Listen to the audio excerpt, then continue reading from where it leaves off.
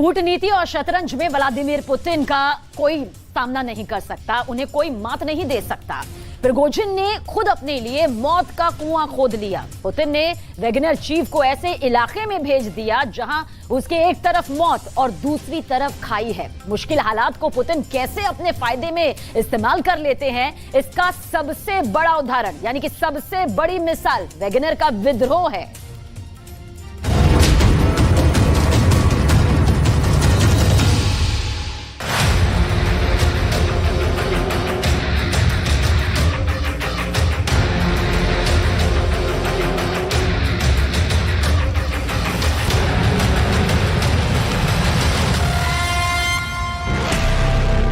रूस की सड़कों पर वैगनर ने जो कुछ भी किया वो आज भी पुतिन के दिलो दिमाग में घूम रहा है। पुतिन जब तक वैगनर चीफ को सजा नहीं देंगे तब तक पुतिन को चैन नहीं आएगा।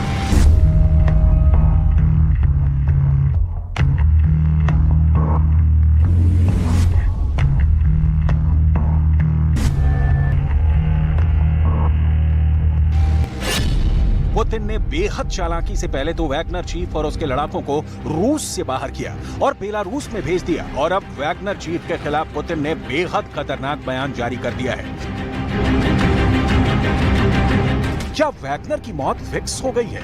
जिसके खिलाफ पुतिन खुद सार्वजनिक बयान दे दें और जिसने पुतिन के खिलाफ बगावत कर दी हो, फिर वो ज्यादा दिन नहीं बच सकता। चाहे रूस हो या फिर बेलारूस या फिर यूक्रेन, पुतिन के दुश्मन का बच पाना नामुमकिन है। ये जानकर आपको हैरानी होगी कि वैगनर बेलारूस के अंदर जिस कमरे में रह रहा है उसमें एक भी खिड़की नहीं है। आखिर ऐसा क्यों है?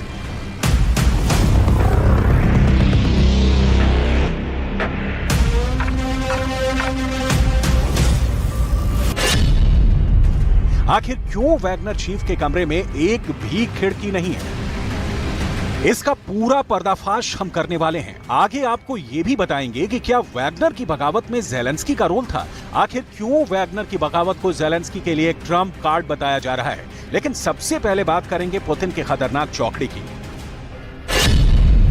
ये है पुतिन की चौकड़ी, जिसमें पहले नंबर पर हैं लुकाशेंको जो बेलारूस के राष्ट्रपति हैं, दूसरे नंबर पर हैं कादिरोव जो पुतिन के सेनापति और चेचन्या स्टेट के चीफ हैं, तीसरे नंबर पर हैं रूस के रक्षा मंत्री सर्गेई शोइगु, और चौथे नंबर पर कभी पुतिन के शेफ येवगेनी पिरोगजिन का नाम आता था, लेकिन आज पिरोगजिन इस चौकड़ी से आउट हो चुका है और अब इस तिकड़ी की जिम्मेदारी पिरोगजिन को ठिकाने लगाने की है।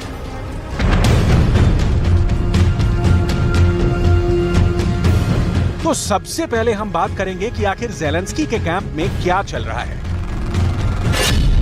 ज़ेलेंस्की के सबसे करीबी सलाहकार एंड्री यर्मक ने दावा किया है कि पुतिन एक समझदार व्यक्ति नहीं है और उनका जमीनी हकीकत से कोई संबंध नहीं है। यर्मक ने आगे कहा कि मुझे लगता है कि वैगनर की बगावत के बाद पुतिन की उल्टी गिनती शुरू हो गई है। 2014 के बाद से यूक्रेन ने जो देखा है उसमें रूस का असली चेहरा पूरी दुनिया के लिए साफ हो चुका है।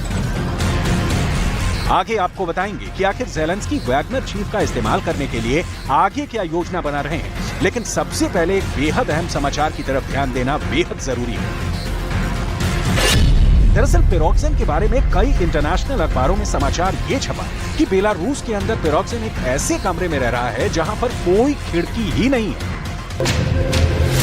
वो पिरोगजिन जो रोस्तोव के अंदर बड़ी बड़ी डींगे मार रहा था, पुतिन के तख्ता पलट के लिए बयान दे रहा था और रूस के रक्षा मंत्री को भी लगातार धमका रहा था, उसी वैगनर चीफ पिरोगजिन की हालत इस वक्त काफी पतली हो गई है। वजह यह है कि पिरोगजिन के अंदर मौत का डर समा गया है।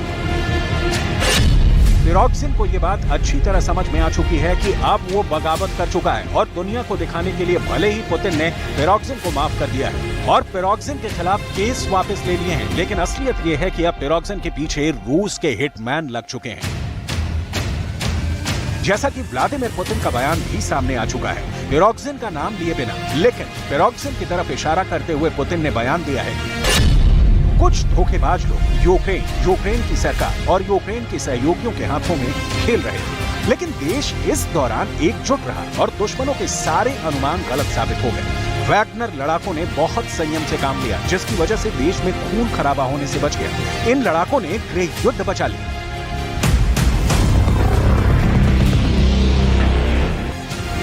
यहाँ समझने वाली बात यह है कि पुतिन की कूटनीति आखिर क्या है। दरअसल वैगनर ग्रुप की मुख्य तौर पर दो प्रमुख इकाइयां हैं। पहली वैगनर चीफ पिरोग्जिन और दूसरा 25,000 वैगनर लड़ाके। अब पुतिन ने वैगनर चीफ को धोखेबाज बता दिया है और वैगनर लड़ाकों को देशभक्त और बहादुर कहा है। मतलब साफ है, पुतिन चाहते हैं कि वैगनर फोर्स के अंदर वैगनर चीफ पिरोग्जिन के खिलाफ ही बगावत हो जाए। पुतिन ने पूरा हिसाब किताब रूस के सामने रखा है और ये बताया है कि रूस की तरफ से पिरोग्जिन को कितनी मदद की गई है। 22 года по май 23 на денежное содержание и стимулирующие выплаты государство заплатило компании «Вагнер» 86 миллиардов 262 миллиона рублей.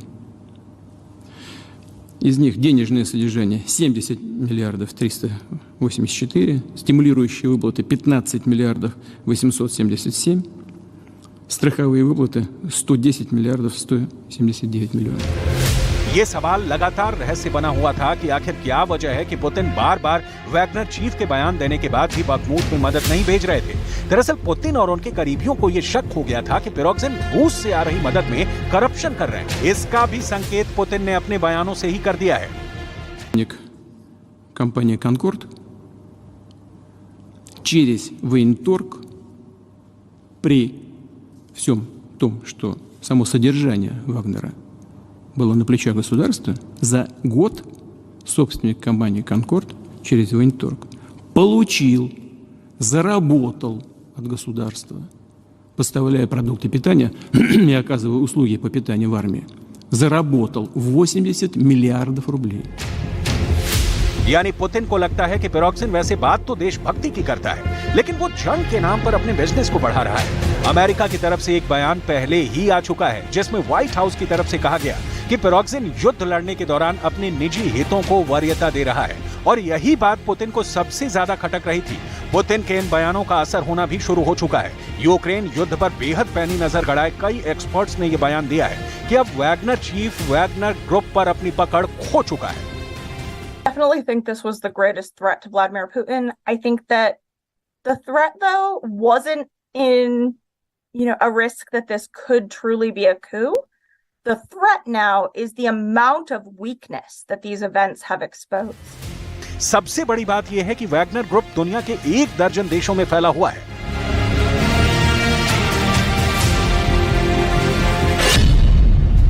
रूस, Ukraine, Syria, Sudan, Madagascar, Libya, Venezuela, Mozambique, Mali, Belarus और बुर्किना फासो।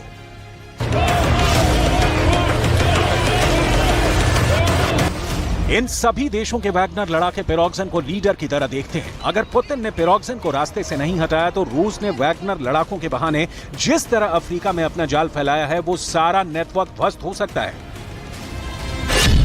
इसलिए भी पिरोग्जिन को पता है कि अब उसके लिए जिंदा रहना भी एक चुनौती है और इसीलिए वो एक ऐसे कमरे में रह रहा है जहां एक भी खिड़की नहीं है।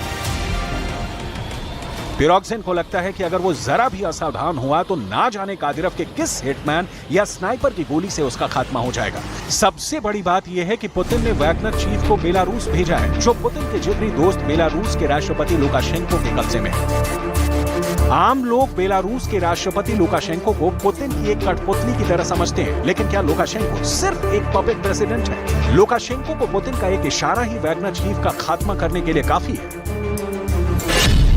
लुकाशेंको साल 1994 से यानी करीब 29 सालों से बेलारूस के राष्ट्रपति हैं, जबकि पुतिन 2012 यानी करीब 11 सालों से रूस के राष्ट्रपति हैं। लुकाशेंको यूरोप के अंदर सबसे लंबे समय तक रहने वाले प्रेसिडेंट हैं। साल 1994 से लुकाशेंको बेलारूस के राष्ट्रपति हैं। ये वो समय है जब पुतिन राजनीति की ABCD सीख रहे थे, लेकिन 29 सालों से राज कर रहे लुकाशेंको भी सिर्फ 11 साल से राज कर रहे पुतिन के इशारों पर चलते हैं। ये है पुतिन की ताकत, जिसका अंदाजा लगते ही पुतिन के दुश्मनों के पसीने छूटने लगते हैं। सोचिए, पुतिन का वफादार कादिरव है, जो खुद किसी मुल्क का स्वतंत्र शासक बनने की क्षमता रखता है। बेलारूस की सत्ता पर काबिज लुकाशेंको पुतिन के विरोधियों को कभी भी बर्दाश्त नहीं करते हैं। ठीक इसी तरह लिथुआनिया ने भी पुतिन का विरोध किया था और आज लिथुआनिया भी बेलारूस से आने वाले घुसपैठियों और शरणार्थियों की समस्या लगातार झेल रहा है। ये लिथुआनिया की मंत्री हैं एग्रेव विलोटाइते, जिन्होंने पुतिन का विरोध किया था और आज ये बेलारूस के राष्ट्रपति लुकाशेंको का खौफ झेलने पर मजबूर है और यूरोपियन यूनियन से मदद मांग रही है। united European mechanism or system which can help us to exchange of information and exchange of our practices, because it is very important when we need better manage migration flows, manage control the situation, but it also is important for prevention, because it is big fear that we can have in the future human trafficking or our criminals. And thirdly, I would like to mention that we need EU solution to find some decision